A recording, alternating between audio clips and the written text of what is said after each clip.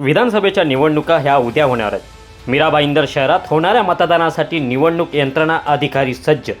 मीरा भाईंदर पूर्वेकडील Pramod Mahajan हॉलमधून EVM machine मतदान केंद्राकडे रवाना करण्यात आलेले आहेत। मोठ्या प्रमाणात पोलीस बंदोबस्त ठेवण्यात आला आहे। तसेच निवडणूक अधिकारी महानगरपालिकेचे अधिकारी मोठ्या प्रमाणात उपस्थित आहेत। एकूण 60 मतदान केंद्रावरती ईव्हीएम मशीन पाठवण्यात आले आहे। मतदान झाल्यानंतर ईव्हीएम मशीन परत प्रमोद महाजन हॉलमध्ये ठेवण्यात येणार आहे। मतमोजणी सुद्धा प्रमोद महाजन हॉलमध्ये होणार आहे।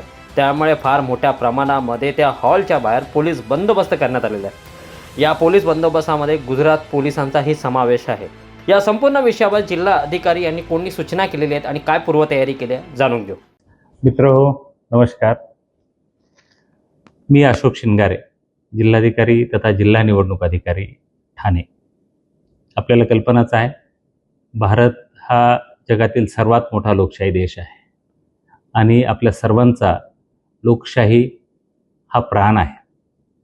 प्राण आणि आत्मा याचं संवर्धन आपल्याला आपल्या कर्तव्यपूर्तीतूनच करता येऊ शकेल। यासाठी माझी आपल्याला नम्र विनंती आहे, नव्हे आग्रह आहे, 20 नोव्हेंबर बुधवार या दिवशी आपलं हे पवित्र हक्क मतदान करून आपण संपन्न करावं।